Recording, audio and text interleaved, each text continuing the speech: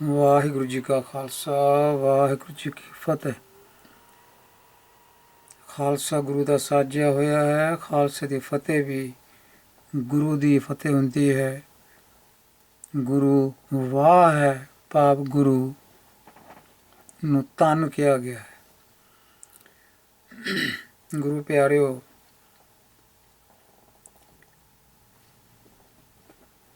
ਧੰਨ ਸ਼੍ਰੀ ਗੁਰੂ ਗ੍ਰੰਥ ਸਾਹਿਬ ਦੇ ਵਿੱਚ ਬਹੁਤ ਸਾਰੀਆਂ ਭਾਸ਼ਾਵਾਂ ਹਨ, ਜਿਨ੍ਹਾਂ ਵਿੱਚੋਂ ਕੁਝ ਨੂੰ ਲੱਭਣ ਵਾਸਤੇ ਛੋਟਾ ਜਿਹਾ ਯਤਨ ਹੋਇਆ ਹੈ ਤੇ ਇਸ ਯਤਨ ਨਾਲ 44 ਭਾਸ਼ਾਵਾਂ ਦੀ ਪਛਾਣ ਕੀਤੀ ਗਈ ਹੈ। ਭਾਵ 44 ਭਾਸ਼ਾਵਾਂ ਦੇ ਸ਼ਬਦ ਗੁਰਬਾਣੀ ਵਿੱਚੋਂ ਲੱਭੇ ਗਏ ਹਨ।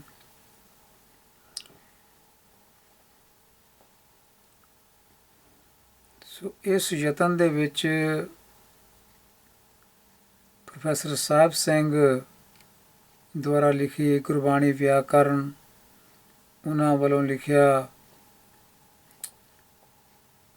ਸ਼੍ਰੀ ਗੁਰੂ ਗ੍ਰੰਥ ਸਾਹਿਬ ਦਰਪਣ 10 ਭਾਗਾਂ ਵਿੱਚ, ਫਿਰ ਭਾਈ ਕਾਹਨ ਸਿੰਘ ਨਾਭਾ ਵੱਲੋਂ ਲਿਖਿਆ ਮਹਾਨ ਕੋਸ਼,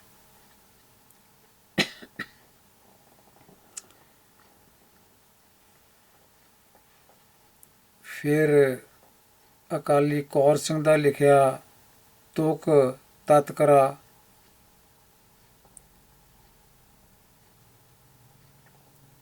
ਗੁਰਬਾਣੀ ਦੀਆਂ ਸੈਂਚੀਆਂ।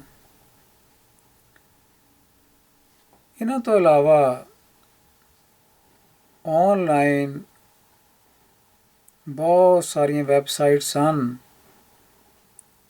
ਜਿਹੜੀਆਂ ਵੱਖ-ਵੱਖ ਭਾਸ਼ਾਵਾਂ ਦੇ ਸ਼ਬਦਾਂ ਦਾ ਗਿਆਨ ਦਿੰਦੀਆਂ ਹਨ।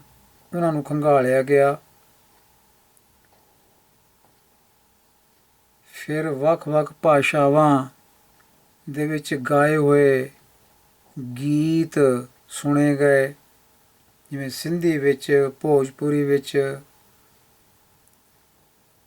ਇਹਨਾਂ ਗੀਤਾਂ ਵਿੱਚੋਂ ਵੀ ਬਹੁਤ ਸਾਰੇ ਸ਼ਬਦ ਲੱਭੇ ਹਨ ਜਿਹੜੇ ਗੁਰਬਾਣੀ ਵਿੱਚ ਹਨ। ਇਸ ਤੋਂ ਬਿਨਾਂ ਡਾਕਟਰ ਸਰਦਾਰ ਕੁਲਬੀਰ ਸਿੰਘ ਥਿੰਦ ਨੇ ਬਹੁਤ ਸਾਰੀਆਂ ਗੁਰਬਾਣੀ ਦੀਆਂ ਫਾਈਲਾਂ ਆਨਲਾਈਨ ਬਣਾ ਕੇ ਰੱਖੀਆਂ ਹੋਈਆਂ ਹਨ ਖੋਜ ਵਾਸਤੇ। ਉਹਨਾਂ ਫਾਈਲਾਂ ਨੂੰ ਵੀ ਵਰਤਿਆ ਗਿਆ ਹੈ।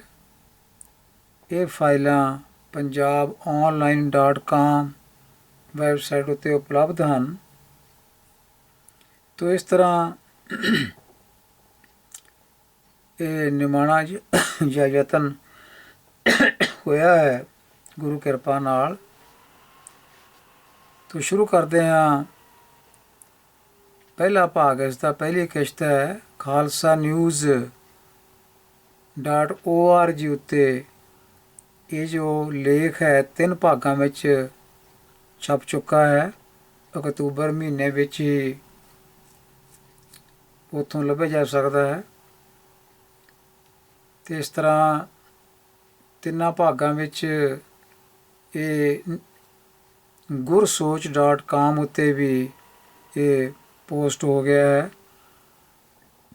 gursooch.com ਉੱਤੇ ਗੁਰਬਾਣੀ ਸੰਬੰਧੀ ਹੋਰ ਵੀ ਆਰਟੀਕਲ ਜਾਂ ਲੇਖ ਉੱਥੇ ਹਨ, ਉੱਥੋਂ ਵੀ ਪੜ੍ਹੇ ਜਾ ਸਕਦੇ ਹਨ। ਤੋ ਇਹ ਪਹਿਲੀ ਕਿਸ਼ਤ ਹੈ ਸ਼੍ਰੀ ਗੁਰੂ ਗ੍ਰੰਥ ਸਾਹਿਬ ਵਿੱਚ ਵਰਤੀਆਂ ਕੁਝ ਭਾਸ਼ਾਵਾਂ ਦੇ ਦਰਸ਼ਨ। ਸ਼੍ਰੀ ਗੁਰੂ ਗ੍ਰੰਥ ਸਾਹਿਬ ਦੀ ਲਿਖਣ ਸ਼ੈਲੀ ਕਿਹੜੀ ਹੈ? ਇਹਦਾ ਉੱਤਰ ਹੈ ਗੁਰਬਾਣੀ ਦੀ ਰਚਨਾ ਗੁਰਮੁਖੀ ਲਿਪੀ ਵਿੱਚ ਹੈ। ਸਿੱਖ ਵਿਦਵਾਨਾਂ ਵੱਲੋਂ ਗੁਰਬਾਣੀ ਦੀ ਭਾਸ਼ਾ ਨੂੰ ਸਾਧ ਭਾਸ਼ਾ ਜਾਂ ਆਰਖੇਕ ਪੰਜਾਬੀ ਕਿਹਾ ਗਿਆ ਹੈ। ਭਾਵ ਗੁਰਬਾਣੀ ਰਚਨਾ ਵਿੱਚ ਉਸ ਸਮੇਂ ਲੋਕਾਂ ਵਿੱਚ ਪ੍ਰਚਲਿਤ ਸ਼ਬਦਾਵਲੀ ਦੀ ਵਰਤੋਂ ਕੀਤੀ ਗਈ ਹੈ। ਜਿਸ ਵਿੱਚ ਪੰਜਾਬੀ ਤੋਂ ਬਿਨਾਂ ਹੋਰ ਵੱਖ-ਵੱਖ ਭਾਸ਼ਾਵਾਂ ਜਿਵੇਂ ਅਰਬੀ, ਫਾਰਸੀ, ਸੰਸਕ੍ਰਿਤ, ਸਿੰਧੀ, ਹਿੰਦੀ, ਬ੍ਰਜ, ਪ੍ਰਾਕ੍ਰਿਤ ਆਦਿਕ ਦੇ ਦਰਸ਼ਨ ਹੁੰਦੇ ਹਨ। ਅੱਗੇ ਹੈ ਗੁਰਬਾਣੀ ਲਿਪੀ ਕੀ ਹੈ। ਪੰਜਾਬੀ ਭਾਸ਼ਾ ਦੀ ਲਿਪੀ ਨੂੰ ਗੁਰਮੁਖੀ ਲਿਪੀ ਕਿਹਾ ਜਾਂਦਾ ਹੈ। ਜਿਵੇਂ ਉਰਦੂ ਭਾਸ਼ਾ ਦੀ ਲਿਪੀ ਫਾਰਸੀ ਹੈ, ਹਿੰਦੀ ਭਾਸ਼ਾ ਦੀ ਲਿਪੀ ਦਾ ਨਾਂ ਦੇਵਨਾਗਰੀ ਹੈ ਅਤੇ ਅੰਗਰੇਜ਼ੀ ਭਾਸ਼ਾ ਦੀ ਲਿਪੀ ਨੂੰ ਰੋਮਨ ਕਿਹਾ ਜਾਂਦਾ ਹੈ। ਇਸੇ ਤਰ੍ਹਾਂ ਪੰਜਾਬੀ ਭਾਸ਼ਾ ਦੀ ਲਿਪੀ ਨੂੰ ਗੁਰਮੁਖੀ ਕਿਹਾ ਜਾਂਦਾ ਹੈ। ਹੁਣ ਇਹ ਲਿਪੀ ਹੈ ਕਿ ਪੰਜਾਬੀ ਭਾਸ਼ਾ ਨੂੰ ਲਿਖਣ ਲਈ ਵਰਤੇ ਜਾਂਦੇ ਸਾਰੇ ਅੱਖਰਾਂ, ਲਗਾਂ, ਲਗਾਖਰਾਂ ਅਤੇ ਹੋਰ ਸਹਾਇਕ ਚਿੰਨ੍ਹਾਂ ਦੇ ਸਮੂਹ ਦਾ ਨਾਂ ਹੀ ਗੁਰਮੁਖੀ ਲਿਪੀ ਹੈ। ਗੁਰਮੁਖੀ ਲਿਪੀ ਵਿੱਚ ਕੋਈ ਵੀ ਭਾਸ਼ਾ ਲਿਖੀ ਜਾ ਸਕਦੀ ਹੈ। ਜਿਵੇਂ ਅੰਗਰੇਜ਼ੀ ਦਾ ਇੱਕ ਸੈਂਟੈਂਸ ਹੈ, ਆਈ ਐਮ ਏ ਸਟੂਡੈਂਟ। ਇਹਦਾ ਅਰਥ ਹੈ ਮੈਂ ਇੱਕ ਵਿਦਿਆਰਥੀ ਹਾਂ। ਹੁਣ ਇਹ ਆਈ ਐਮ ਏ ਸਟੂਡੈਂਟ ਜਿਹੜਾ ਸੈਂਟੈਂਸ ਹੈ, ਇਹਨੂੰ ਅਸੀਂ ਪੰਜਾਬੀ ਦੇ ਅੱਖਰਾਂ ਵਿੱਚ ਲਿਖ ਦਿੱਤਾ। ਇਸ ਤਰ੍ਹਾਂ ਲਿਖਣ ਨਾਲ ਇਹ ਜਿਹੜਾ ਵਾਕ ਹੈ, ਇਹ ਪੰਜਾਬੀ ਭਾਸ਼ਾ ਦਾ ਵਾਕ ਨਹੀਂ ਬਣ ਗਿਆ। ਇਹ ਭਾਸ਼ਾ ਅੰਗਰੇਜ਼ੀ ਹੀ ਹੈ ਜਿਸ ਨੂੰ ਗੁਰਮੁਖੀ ਲਿਪੀ ਵਿੱਚ ਲਿਖਿਆ ਗਿਆ ਹੈ, ਪੰਜਾਬੀ ਦੇ ਅੱਖਰਾਂ ਵਿੱਚ ਲਿਖਿਆ ਗਿਆ ਹੈ। ਭਾਸ਼ਾ ਇਸ ਦੀ ਪੰਜਾਬੀ ਨਹੀਂ। ਤੋ ਇਸ ਤਰ੍ਹਾਂ ਦੇ ਕਾਫੀ ਸ਼ਬਦ ਗੁਰੂ ਗ੍ਰੰਥ ਸਾਹਿਬ ਵਿੱਚ ਮਿਲਦੇ ਹਨ ਜਿਨ੍ਹਾਂ ਦੀ ਭਾਸ਼ਾ ਨਿਰੋਲ ਪੰਜਾਬੀ ਨਹੀਂ, ਵੱਖ-ਵੱਖ ਭਾਸ਼ਾਵਾਂ ਦੇ ਸ਼ਬਦ ਵਰਤੇ ਗਏ ਹਨ। ਕੁਝ ਪ੍ਰਮਾਣ ਗੁਰਬਾਣੀ ਵਿੱਚੋਂ ਹੇਠਾਂ ਲਿਖੇ ਜਾ ਰਹੇ ਹਨ ਤਾਂ ਜੋ ਭਾਸ਼ਾ ਅਤੇ ਲਿਪੀ ਦਾ ਅੰਤਰ ਸਪਸ਼ਟ ਹੋ ਸਕੇ। ਇਹਨਾਂ ਪ੍ਰਮਾਣਾਂ ਤੋਂ ਪਤਾ ਲੱਗੇਗਾ ਕਿ ਗੁਰੂ ਗ੍ਰੰਥ ਸਾਹਿਬ ਵਿੱਚ ਇਹ ਜਿਹੜੇ ਵਾਕ ਜਾਂ ਸ਼ਬਦ ਲਿਖੇ ਗਏ ਹਨ, ਇਹਨਾਂ ਦੀ ਭਾਸ਼ਾ ਨਿਰੋਲ ਪੰਜਾਬੀ ਨਹੀਂ। ਇਹਨਾਂ ਦੀ ਭਾਸ਼ਾ ਜਿਹੜੀ ਹੈ ਇਹ ਵੱਖ-ਵੱਖ ਭਾਸ਼ਾਵਾਂ ਦੇ ਲਫ਼ਜ਼ ਜਿਹੜੇ ਹਨ ਉਹਨਾਂ ਤੋਂ ਮਿਲ ਕੇ ਬਣੀ ਹੈ। ਕੋਈ ਅਰਬੀ ਤੋਂ, ਕੋਈ ਫਾਰਸੀ ਤੋਂ, ਕੋਈ ਸੰਸਕ੍ਰਿਤ ਤੋਂ, ਇਸ ਤਰ੍ਹਾਂ। ਊੜਾ ਭਾਗ ਹੈ ਪ੍ਰਮਾਣ ਦਾ, ਯਕ ਅਰਜ਼ ਗੁਫਤਮ ਪੇਸ਼ ਤੋ ਦਰ ਗੋਸ਼ ਕੁਨ ਕਰਤਾਰ। ਬ੍ਰੈਕਟਾਂ ਵਿੱਚ ਪੰਨੇ ਗੁਰੂ ਗ੍ਰੰਥ ਸਾਹਿਬ ਦੇ ਲਿਖੇ ਹੋਏ ਹਨ। ਇਹ 721 ਪੰਨਾ ਹੈ। ਐੜਾ ਭਾਗ ਤੂੰ ਚੌ ਸੱਜਣ ਮੈਂਡਿਆ ਡੇਈ ਸ਼ਿਸ਼ ਉਤਾਰ। ਇਹ ਪੰਨਾ 1094 ਹੈ। ਹੁਣ ਚੌ ਕਿਹੜੀ ਭਾਸ਼ਾ ਦਾ ਹੈ, ਮੈਂਡਿਆ ਕਿਹੜੀ ਭਾਸ਼ਾ ਦਾ ਹੈ, ਡੇਈ ਕਿਹੜੀ ਭਾਸ਼ਾ ਦਾ ਹੈ। ਇਹ ਵੱਖ-ਵੱਖ ਭਾਸ਼ਾਵਾਂ ਦੇ ਸ਼ਬਦ ਜਿਹੜੇ ਹਨ। ਸ਼ਿਸ਼ ਇਹ ਕਿਹੜੀ ਭਾਸ਼ਾ ਦਾ ਹੈ। ਇਹ ਅਗਾਂਹ ਜਿਹੜੀਆਂ ਭਾਸ਼ਾਵਾਂ ਦਾ ਬਿਆਨ ਕੀਤਾ ਗਿਆ ਹੈ ਉਹਨਾਂ ਵਿੱਚ ਇਹ ਸ਼ਬਦ ਦੱਸੇ ਗਏ ਹਨ ਕਿ ਕਿਹੜੀ-ਕਿਹੜੀ ਭਾਸ਼ਾ ਦੇ ਹਨ। ਈੜੀ ਭਾਗ ਹੈ ਸ਼ਬਦੰ ਰਤੰ ਹਿਤੰ ਮਇਆ ਕੀਰਤੰ ਕਲੀ ਕਰਮ ਕ੍ਰਿਤੁਆ। ਗੁਰੂ ਗ੍ਰੰਥ ਸਾਹਿਬ ਪੰਨਾ 1354 ਹੈ। ਸੱਸਾ ਭਾਗ ਹੈ ਪਰਮਾਦਿ ਪੁਰਖ ਮਨੋਪਿਮੰ ਸਤ ਆਦਿ ਭਾਵ ਰਤੰ ਪਰਮਦ ਭੂਤੰ ਪਰਕ੍ਰਿਤੀ ਪਰੰ ਜਦ ਚਿੰਤ ਸਰਬਗਤੰ। ਗੁਰੂ ਗ੍ਰੰਥ ਸਾਹਿਬ ਦਾ ਪੰਨਾ 526 ਹੈ। ਭਗਤ ਜੈ ਦੇਵ ਜੀ ਦੀ ਰਚਨਾ ਹੈ। ਹਾਹਾ ਭਾਗ ਹੈ ਤਿਲੰਗ ਮਹਲਾ ਪੰਜਵਾਂ ਘਰ ਪਹਿਲਾ। ਇਹ ਪੂਰਾ ਸ਼ਬਦ ਲਿਆ ਗਿਆ ਹੈ। ਖਾਕ ਨੂਰ ਕਰਦਮ ਆਲਮ ਦੁਨੀਆਏ ਅਸਮਾਨ ਜ਼ਮੀਨ ਦਰਖਤ ਆਬ ਪੈਦਾਇਸ਼ ਖੁਦਾਏ ਬੰਦੇ ਚਸ਼ਮ ਦੀਦੰ ਫਨਾਏ ਦੁਨੀਆ ਮੁਰਦਾਰ ਖੁਰਦ ਨੇ गाफल हवाए रहा गैवान हैवान हराम कुश्त ने मुर्दार बखोराए दिल कब्ज कब्जा खादरो दोजक सजाए वली नियामत बिरादरा दरबार मिल्क खानाए जब अजराइल बस्तनी तब चिकारे बिदाए हवाल मालूम करदम पाक अल्लाह बुगो नानक अरदास पेश दरवेश ਬੰਦਾ। ਹੁਣ ਇਹ ਸ਼ਬਦ ਹੈ, ਕੋਈ ਵੀ ਇਸ ਨੂੰ ਪੰਜਾਬੀ ਭਾਸ਼ਾ ਦਾ ਸ਼ਬਦ ਨਹੀਂ ਕਹੇਗਾ। ਤੋ ਇਸ ਵਿੱਚ ਅਰਬੀ ਫਾਰਸੀ ਦੇ ਸ਼ਬਦਾਂ ਦੀ ਭਰਮਾਰ ਹੈ। ਅੱਗੇ ਕੱਕਾ ਭਾਗ ਲੈਂਦੇ ਹਾਂ। ਪ੍ਰਮਾਣ ਬੇਗਮਪੁਰਾ ਸ਼ਹਿਰ ਕੋ ਨਾਉ। ਬੇਗਮ, ਇਸ ਨੂੰ ਪੜ੍ਹਨਾ ਹੈ ਬੇਗਮ, ਬੇ ਪਲੱਸ ਗਮ, ਇਹ ਦੋ ਸ਼ਬਦਾਂ ਨੂੰ ਮਿਲ ਕੇ ਬਣਦਾ। ਬੇ ਦਾ ਮਤਲਬ ਬਿਨਾਂ, ਗਮ ਦਾ ਮਤਲਬ ਹੈ ਚਿੰਤਾ। ਚਿੰਤਾ ਤੋਂ ਬਿਨਾਂ, ਐਸੀ ਅਵਸਥਾ ਜਿੱਥੇ ਕੋਈ ਚਿੰਤਾ ਨਹੀਂ, ਕੋਈ ਗਮ ਨਹੀਂ। ਇਹ ਇੱਕ ਮਾਨਸਿਕ ਅਵਸਥਾ ਦਾ ਜ਼ਿਕਰ ਹੈ ਇਸ ਸ਼ਬਦ ਵਿੱਚ। ਪਰ ਲੋਕਾਂ ਨੇ ਇਹ ਸ਼ਬਦ ਜਿਹੜਾ ਕਿਸੇ ਸ਼ਹਿਰ ਨਾਲ ਜੋੜ ਦਿੱਤਾ ਹੈ ਵੀ ਇੱਦਾਂ ਦਾ ਸ਼ਹਿਰ ਹੋਣਾ ਚਾਹੀਦਾ ਹੈ। ਇਹ ਸ਼ਹਿਰ ਨਹੀਂ, ਇਹ ਆਤਮਿਕ ਅਵਸਥਾ ਦਾ ਇੱਥੇ ਜ਼ਿਕਰ ਹੈ ਜਿੱਥੇ ਕੋਈ ਗਮ ਨਹੀਂ ਹੈ, ਚਿੰਤਾ ਫਿਕਰ ਨਹੀਂ ਹੈ। ਬੇਗਮਪੁਰਾ ਸ਼ਹਿਰ ਕੋ ਨਾਉ, ਦੁੱਖ ਅੰਦੋਹ ਨਹੀਂ ਤੇ ਠਾਉ। ਨਾ ਤਸ਼ਵੀਸ਼ ਖੈਰਾਜ ਨਾ ਮਾਲ, ਖੌਫ ਨਾ ਖਤਾ ਨਾ ਤਰਸ ਜ਼ਵਾਲ। ਅਬ ਮੋहि खूब वतन गाह पाई, उहाँ खैर सदा मेरे भाई। रहाओ कायम दायम सदा पातशाही, दोम न सेम एक सौ आही। आबादान सदा मशहूर, उहाँ गनी बसें मामूर।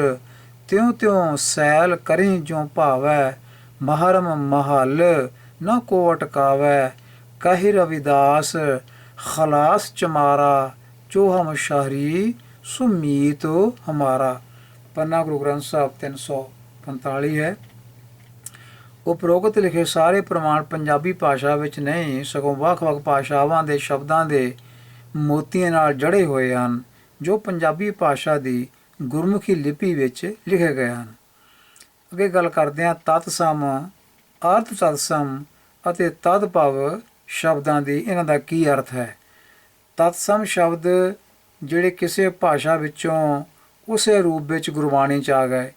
ਅਰਧ ਤਤਸਮ ਜਿਹੜੇ ਥੋੜ੍ਹੀ ਤਬਦੀਲੀ ਨਾਲ ਆ ਗਏ।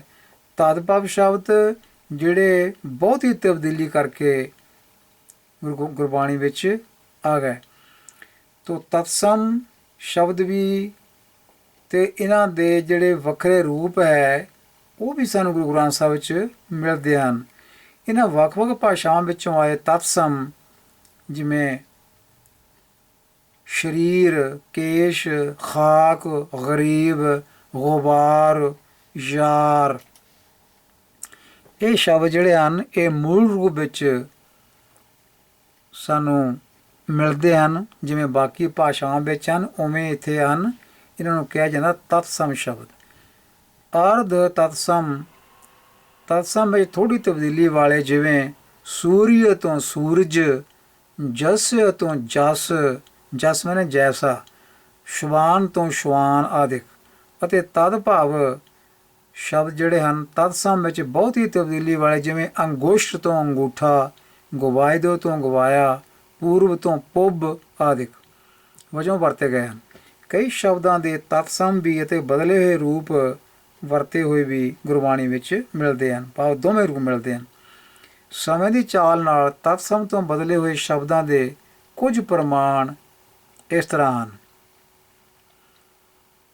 ਜਿਵੇਂ ਅਗਨੀ ਤੋਂ ਆਗ ਜਾਂ ਅੱਗ ਬਣ ਗਿਆ, ਕਪਾੜ ਤੋਂ ਕਿਵਾੜ, ਧੁਕਸ਼ ਤੋਂ ਧੁਖ, ਕਰਨ ਤੋਂ ਕਾਨ, ਕੱਜਲ ਤੋਂ ਕਾਜਲ, ਅਰਧ ਤੋਂ ਆਦ ਜਾਂ ਆਧੀ, ਅਸ਼ ਤੋਂ ਆਠ, ਚਰਮ ਤੋਂ ਚਾਮ, ਕਰਮ ਤੋਂ ਕਾਮ, ਕੂਪ ਤੋਂ ਕੂਆਂ ਬਣ ਗਿਆ, ਪੁੱਤਰ ਤੋਂ ਪੂਤ, ਕ੍ਰਿਸ਼ਨ ਤੋਂ ਕ੍ਰਿਸ਼ਨ, ਕਸ਼ੀਰ ਤੋਂ ਬਣ ਗਿਆ ਖੀਰ, ਪਕਸ਼ ਤੋਂ ਬਣ ਗਿਆ ਪੰਖ, ਸ਼੍ਰਿੰਗ ਤੋਂ ਬਣ ਗਿਆ ਸੀਂਗ, ਸ਼ਰਨੂ ਤੋਂ ਬਣ ਗਿਆ ਸੋਣ, ਗਰਧਬ ਤੋਂ ਗਧਾ, ਗ੍ਰੀਹ ਤੋਂ ਘਰ, ਵਿਆਗਰ ਤੋਂ ਬਾਗ, ਦੋਲਕ ਤੋਂ ਦੋਲਕ, ਸ਼੍ਰਿੰਗਾਰ ਤੋਂ ਸ਼ਿੰਗਾਰ ਜਾਂ ਸ਼ਿੰਗਾਰ, ਸਿਹਾਰੀ ਨਾਲ ਵੀ ਜਾਂ ਇਹ ਵਿਹਾਰੀ ਨਾਲ ਵੀ, ਸ਼ਰਕਰਾ ਤੋਂ ਸ਼ੱਕਰ, ਨਿਦਰਾ ਤੋਂ ਨੀਂਦ, ਪ੍ਰਹਰ ਤੋਂ ਪਹਰ, ਕਰਪੂਰ ਤੋਂ ਕਪੂਰ, ਗ੍ਰਾਮ ਤੋਂ ਗਾਮ, ਪ੍ਰਤੀ ਵੇਸ਼ਮਿਕਾ ਤੋਂ ਪੜੋਸਣ,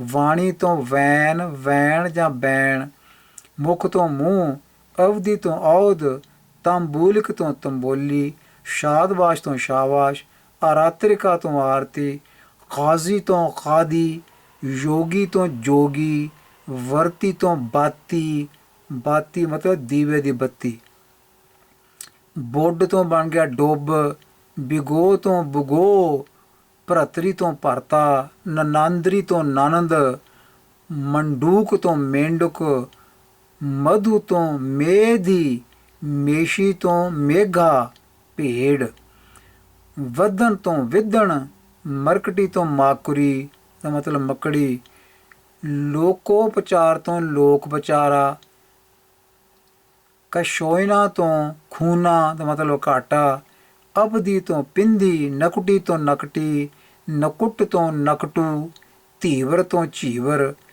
ਗੇਯ ਤੋਂ ਗੀਯ, ਕੂਰਮੀ ਤੋਂ ਕੁੰਮੀ, ਉਪਾਨਹਾ ਤੋਂ ਪਨੀ, ਪਿਪੀਲਕਾ ਤੋਂ ਪਪੀਲਕਾ, ਸ਼ਬਦ ਸੀ ਪਿਪੀਲਿਕਾ, ਉਹ ਤੋਂ ਬਣ ਗਿਆ ਪਪੀਲਕਾ, ਨਿਕਤ ਤੋਂ ਬਣ ਗਿਆ ਨੀਕ, ਨਿਕ ਮੈਨੇ ਚੰਗਾ ਆਦਿਕ।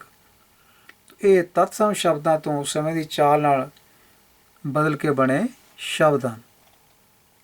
ਭਾਸ਼ਾਵਾਂ ਵਿੱਚ ਕਈ ਸ਼ਬਦ ਸਾਂਝੇ। ਖੋਜ ਵਿੱਚ ਦੇਖਿਆ ਗਿਆ ਹੈ ਕਿ ਕਈ ਸ਼ਬਦ ਉਹਨਾਂ ਹੀ ਅਰਥਾਂ ਵਿੱਚ ਹੋਰ ਭਾਸ਼ਾਵਾਂ ਵਿੱਚ ਸਾਂਝੇ ਵੀ ਬੋਲੇ ਜਾਂਦੇ ਹਨ ਜੋ ਸੰਬੰਧਿਤ ਭਾਸ਼ਾਵਾਂ ਦੇ ਵਰਣਨ ਵਿੱਚ ਲਿਖ ਦਿੱਤੇ ਗਏ ਹਨ। ਇਸ ਲੇਖ ਵਿੱਚ ਲੱਭੀਆਂ ਕੁਝ ਭਾਸ਼ਾਵਾਂ ਅਤੇ ਇਹਨਾਂ ਨਾਲ ਸੰਬੰਧਿਤ ਕੁਝ ਸ਼ਬਦਾਂ ਨੂੰ ਬਿਆਨ ਕਰਨ ਦਾ ਹੀ ਯਤਨ ਹੋਇਆ ਹੈ।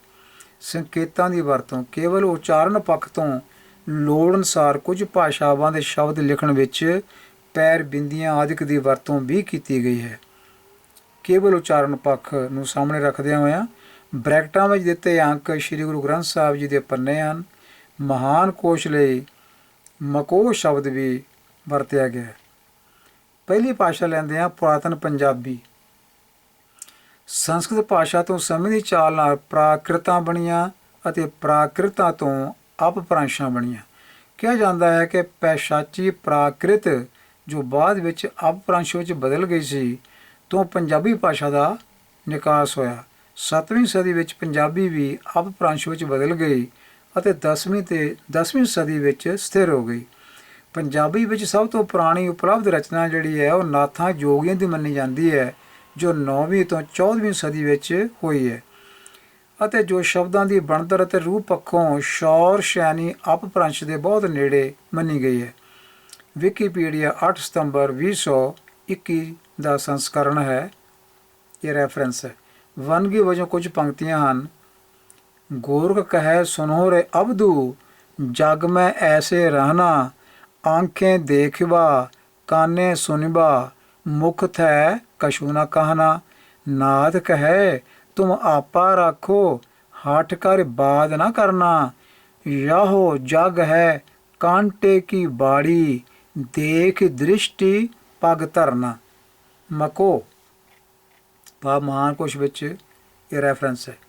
ਗੁਰਬਾਣੀ ਵਿੱਚ ਪੁਰਾਤਨ ਪੰਜਾਬੀ ਭਾਸ਼ਾ ਦੇ ਸ਼ਬਦਾਂ ਵਿੱਚ ਕੁਝ ਪ੍ਰਮਾਣ ਹਨ ਜਿਵੇਂ ਹੁਣ, ਪੋਹਮੀ, ਸੁਰਹੀ, ਪੋਹਪ, ਪੋਹ, ਸੁਹਾਵਾ, ਥੋੜਾ, ਅਸਥਾਨ, ਨੇਹ, ਅਸਨੇਹ, ਅਸਥਲ, ਅਸਥਿਰ, ਅਸਨਾਈ, ਨਾਈ, ਥਣ, ਵੱਥ, ਹੱਥ, ਹਾਥੀ, ਜਾਦਮ, ਕੌਲ, ਢੀਠ, ਡੰਡ, ਕਿੱਥੈ, ਥਾਂ, ਠਾਉ, ਕੁਹਾੜਾ, ਕਾਹਨ, ਸੁਹਾਗ, ਬਹਿਰਾ, ਬਹੁਤ, ਜਲਹਰ, ਪਇਓਰੀ, ਬਲਹਰ, ਪੱਥਰ, ਆਥੀ, ਮੈਗਲ, ਕਾਇਰ, ਭੈਣ, ਨੈਣ, ਕੋਇਲ, ਰਾਵਲ, ਕੀੜਾ, ਸਚਾਰ, ਜੁਆਰੀ, ਕਰਵਤ, ਜਮੁਨਾ, ਜਾਮ, ਉਸ, ਉਨ, ਅੱਜ, ਦੀਜੈ, ਦਿਚੈ, ਲੀਜੀਐ, ਸੁਣ, ਪਸਾਰ, ਪਠਾਏ, ਵਿਸਾਰ, ਪਾਏ ਕਰੇ, त्याग करे, खाए कै, सोए कै, होए कै, तै, मार मारु, त्राह त्राह, जीह, संतन का संतन की, भगतन की, जियन को भगतन सेती, निंदक की, गवाया, भगतां, लोगां, संतां, कलत्र, पापिष्ट, 6, खट, 3, 4, 60, 70, 72, कोटि, करोड़, आप, आपस। ਇਸ ਤੋਂ ਬਾਅਦ ਗਾਵੈ ਲਾਗੈ ਡਰੈ ਜਰੈ। ਇਹ ਤੀਜਾ ਪੁਰਖ ਵਰਤਮਾਨ ਕਾਲ ਇੱਕ ਵਚਨ ਦੀਆਂ ਕਿਰਿਆਵਾਂ। ਗਾਵਹਿ ਗਾਵਨੇ ਭਾਵਹਿ ਭਾਵਨੇ ਇਹ ਤੀਜਾ ਪੁਰਖ ਵਰਤਮਾਨ ਕਾਲ ਬਹੁ ਵਚਨ ਦੇ ਨਾਸਕੀ ਅੰਤਕ ਸ਼ਬਦ। ਅੱਗੇ ਬੁਲਾਵਹਿ ਰੱਖਹਿ ਰਾਖਹਿ ਕਰਾਵਹਿ ਸੁਣਾਇਹਿ ਇਹ ਮੱਧਮ ਪੁਰਖ ਇੱਕ ਵਚਨ ਕਿਰਿਆ ਦੇ ਨਾਸਕੀ ਅੰਤਕ ਸ਼ਬਦ ਹਨ।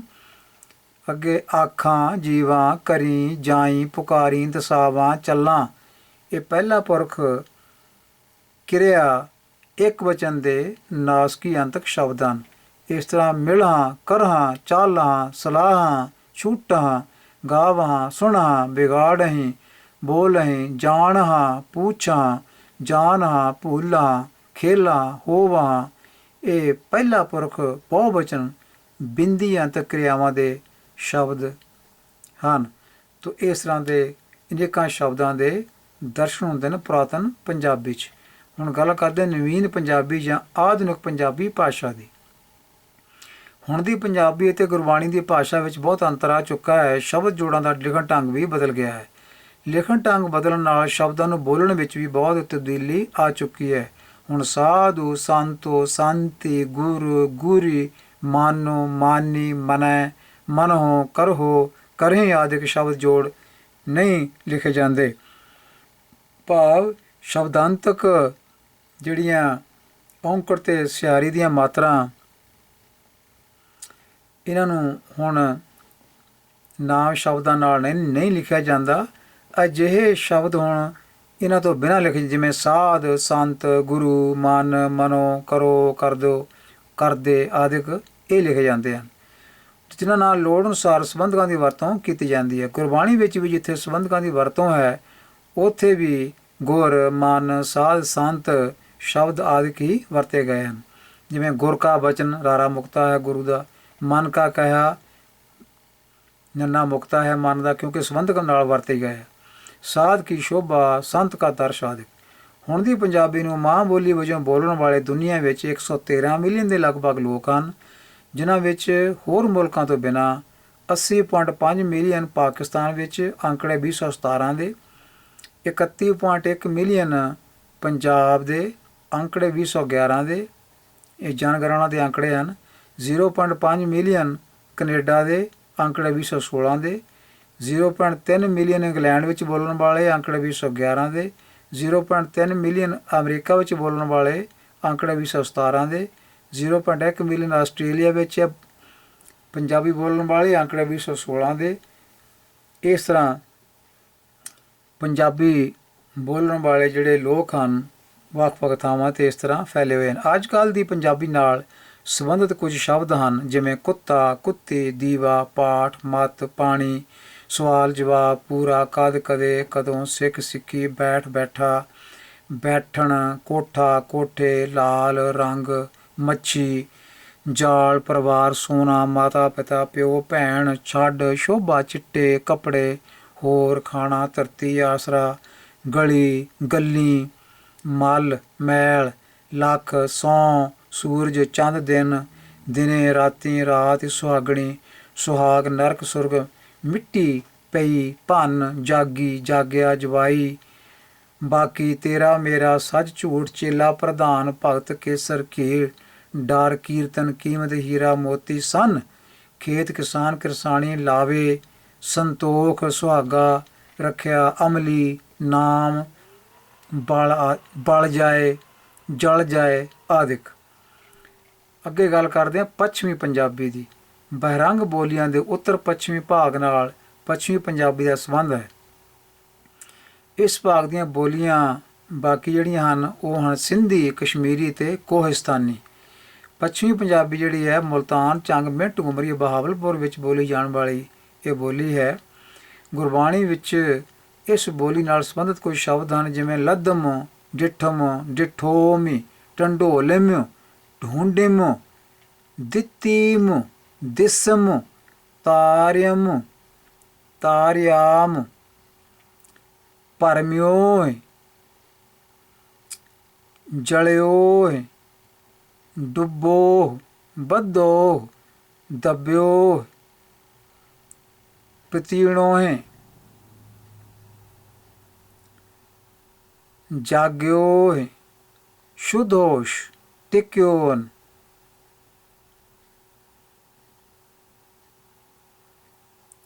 ਰਹੀਐ ਹੋਈਐ ਰਹੀਏ ਮੋਇਓ ਉਪਾਇਨ ਉਪਾਈਨ ਕੀਤੀਅਨ ਲਾਇਨ ਸਾਜਿਅਨ ਜਿਵਾਲਿਅਨ ਸਾਜੀਅਨ। ਤੋ ਇਸ ਤਰ੍ਹਾਂ ਇਹ ਸ਼ਬਦ ਜਿਹੜੇ ਹਨ ਇਹ ਪੱਛਮੀ ਪੰਜਾਬੀ ਦੀ ਗੁਰਬਾਣੀ ਵਿੱਚ ਮਿਲਦੇ ਹਨ। ਅੱਗੇ ਸੰਸਕ੍ਰਿਤ ਭਾਸ਼ਾ ਦੀ ਗੱਲ ਕਰਦੇ ਹਾਂ। ਇਹ ਭਾਰਤ ਦੀ ਸਭ ਤੋਂ ਪੁਰਾਤਨ ਭਾਸ਼ਾ ਹੈ ਜਿਸ ਵਿੱਚ ਵੇਦ ਆਦਿਕ ਧਾਰਮਿਕ ਗ੍ਰੰਥ ਲਿਖੇ ਗਏ ਸਨ। ਇਸ ਭਾਸ਼ਾ ਨਾਲ ਸੰਬੰਧਿਤ ਸ਼ਬਦ ਹਨ ਜਿਵੇਂ ਅਸ਼ਟ, ਸ਼ਵਾਨ, ਸ਼ਰਵਣ, ਸ਼ਵਾਨੀ, ਸ਼ਰੀਰ, ਸ਼ੋਭਾ, ਕ੍ਰਿਸ਼ਨ, ਵਿਸ਼ਨੂੰ, ਧਨਾਸ਼ਰੀ, ਜੈਤਸ਼ਰੀ, ਸ਼੍ਰੀ, ਪਾਸ਼ਾ, ਜਿਹਨੂੰ ਅੰਗਰੇਜ਼ੀ ਵਿੱਚ ਡਾਈਸ ਕਿਹਾ ਜਾਂਦਾ ਹੈ। ਪਾਸ਼ਾ ਪੰਨਾ 474 ਉੱਪਰ ਇਹ ਸ਼ਬਦ ਹੈ ਪਾਸ਼ਾ। ਭਾਵੇਂ ਲੋਕ ਇਸ ਨੂੰ ਪਾਸਾ ਪੜ੍ਹਦੇ ਹਨ, ਉਹ ਰੌਂਗ ਹੈ। ਸ਼ਾਰੀ ਇਹ ਚੌਪੜ ਦੀ ਖੇਡ ਵਿੱਚ ਨਰਦ ਹੁੰਦੀ ਹੈ, ਪੰਨਾ 1403 ਹੈ। ਸ਼ਾਰੀ ਪੜ੍ਹਨ ਵਾਲੇ ਇਸ ਨੂੰ ਵੀ ਸਾਰੀ ਪੜ੍ਹਦੇ ਹਨ। ਯਸ਼ੋਦਾ, ਪਰਸ਼ੁਰਾਮ, ਸ਼ਿੰਗਾਰ, ਸ਼ਿੰਗਾਰ, ਜਸ਼, ਸ਼ੁਦਾਖਰ,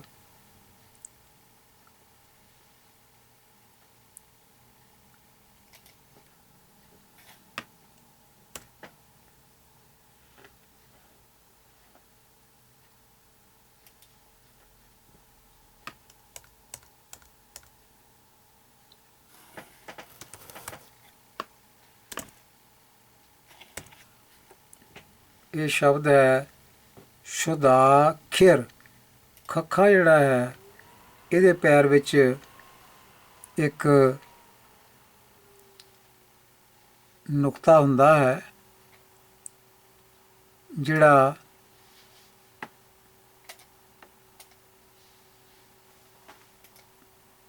ਯਈਏ ਦੀ ਆਵਾਜ਼ ਦਿੰਦਾ। ਇਹ ਨੁਕਤਾ ਹੈ ਅੱਧੇ ਜੀ ਆਵਾਜ਼ ਦਿੰਦਾ ਸ਼ੁਦਾਖਿਰ। ਇਸ ਦਾ ਪਾਠ ਸ਼ੁਦਾਖਿਰ।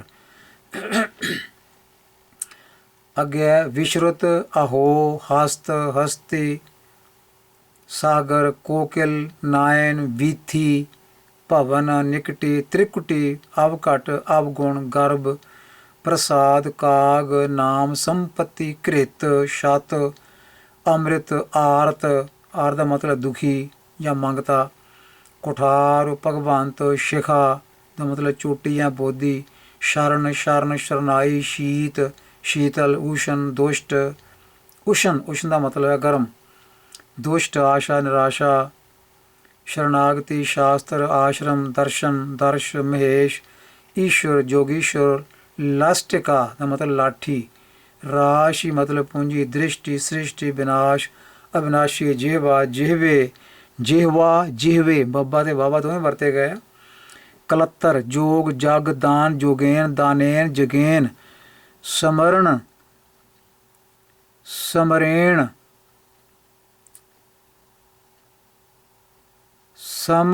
ਸਮਰਣੇਨ। ਇੱਕ ਸ਼ਬਦ ਹੈ ਸਮਰਨ, ਦੂਸਰਾ ਹੈ ਸਮਰਣੇਨ।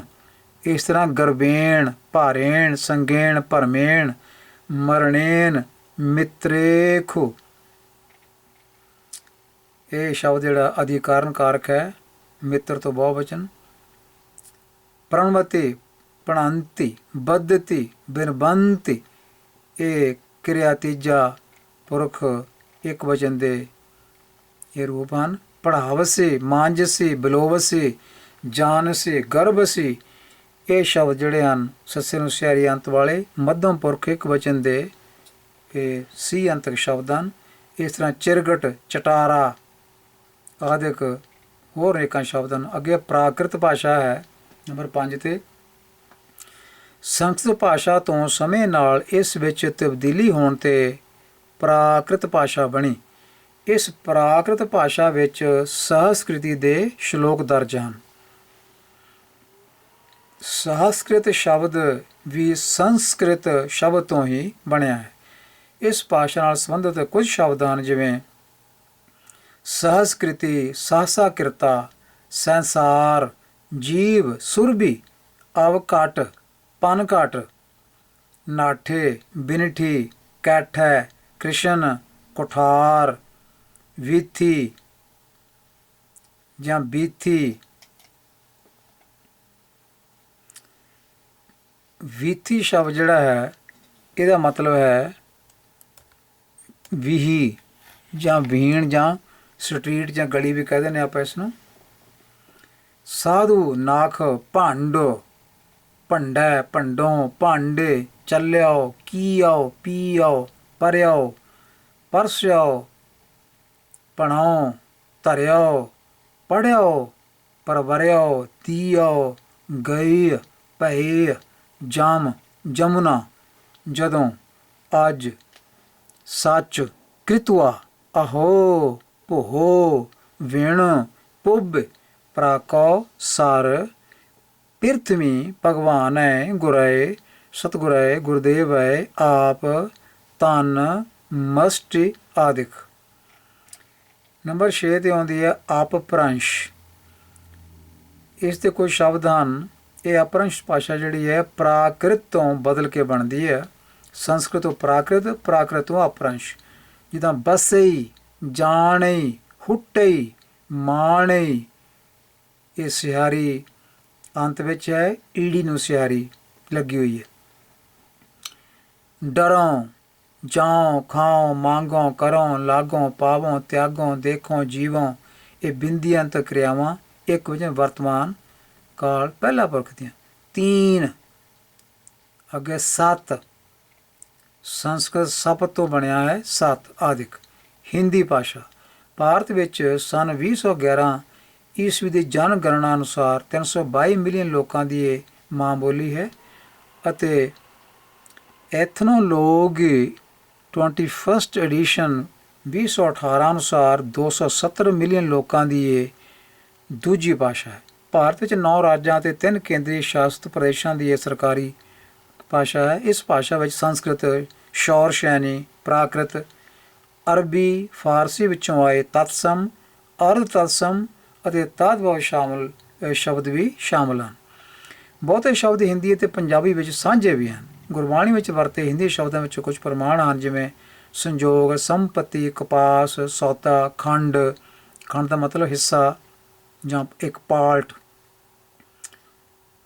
ਜਾਂ ਅਵਸਥਾ, ਗੰਧ, ਸੰਪੂਰਨ, ਪੂਰਨ, ਜੀਤ, ਭਾਰੀ, ਸ਼ਾਖਾ, ਪਥਾ, ਪ੍ਰਿਯ, ਪਲ, ਪਦਾਰਥ, ਮ੍ਰਿਤ, ਦ੍ਰਿਸ਼ਟੀ, ਸ੍ਰਿਸ਼ਟੀ, ਧਾਰਾ, ਪੰਖ, ਕੀਟ, ਜਿਸਕਾ ਤਿਸਕਾ, ਪੜੋਸਣੇ, ਤਾਟ, ਗਾਮ, ਏਕਲ, ਪੱਥਰ, ਬਾਦਲ ਦਾ ਮਤਲਬ ਬੱਦਲ, ਗਤੀ, दूध, बीच, कान, से, का, की, को, हाथ, हमारे, किया, लोग, अब, तब, जब, कब, आप, साथ, ऐसा, जैसा, जैसे, था, थी, थे, तरनापो, स्यों, जात, है, पयो, आन, नर, बावरे, बावरिया, अपनी, इनमें, तुम, तो कहो, दियो, औद, कहो, भाख्यो, जाकै, ताहे, तेह नर, सुन, ਤਾਸਿਓਂ ਆਦਿਕ।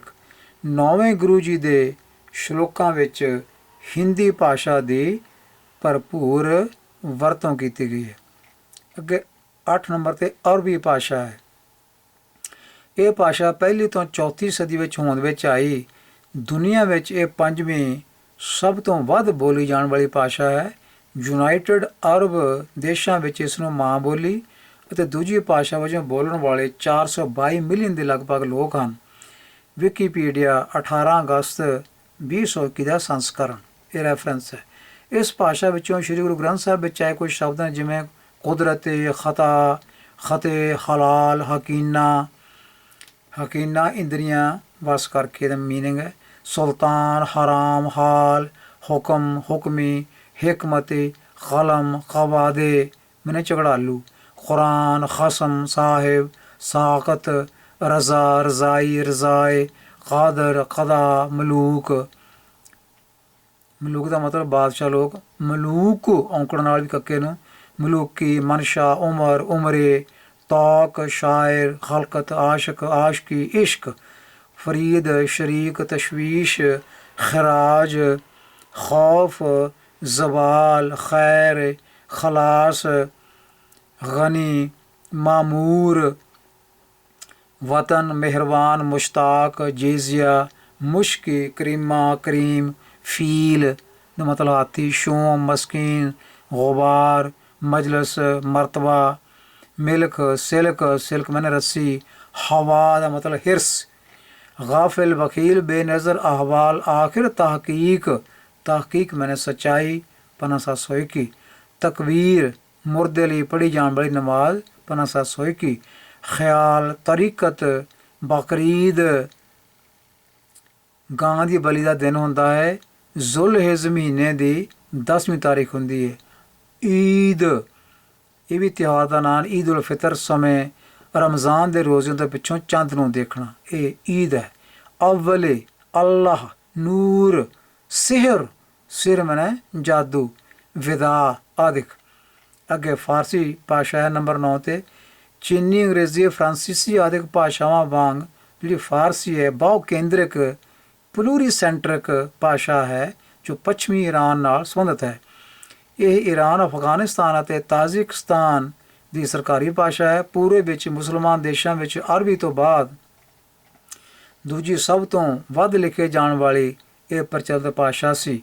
ਭਾਰਤ ਵਿੱਚ ਅੰਗਰੇਜ਼ਾਂ ਤੋਂ ਪਹਿਲਾਂ ਇਹ ਉੱਤਰੀ ਭਾਰਤ ਵਿੱਚ ਸਰਕਾਰੀ ਭਾਸ਼ਾ ਰਹੀ ਹੈ। ਅਰਬੀ ਵਾਂਗ ਇਹ ਵੀ ਬਹੁਤ ਪੁਰਾਤਨ ਭਾਸ਼ਾ ਹੈ। ਤਾਂ ਇੱਥੋਂ ਤੱਕ ਇਹ ਇਸ ਲੇਖ ਦਾ ਪਹਿਲਾ ਭਾਗ ਜਾਂ ਪਹਿਲੀ ਕਿਸ਼ਤ ਹੈ। ਇਸ ਤੋਂ ਅਗਾਂਹ ਫਿਰ ਦੂਜੀ ਕਿਸ਼ਤ ਸ਼ੁਰੂ ਕਰਾਂਗੇ। ਤਾਂ ਇੱਥੇ ਸਮਾਪਤੀ ਕਰਦੇ ਹਾਂ। ਭੁੱਲਾਂ ਦੀ ਖਿਮਾ ਬਖਸ਼ੋ। ਫਤਿਹ ਸਾਂਝ ਕਰੀਏ। ਵਾਹਿਗੁਰੂ ਜੀ ਕਾ ਖਾਲਸਾ, ਵਾਹਿਗੁਰੂ ਜੀ ਕੀ ਫਤਿਹ।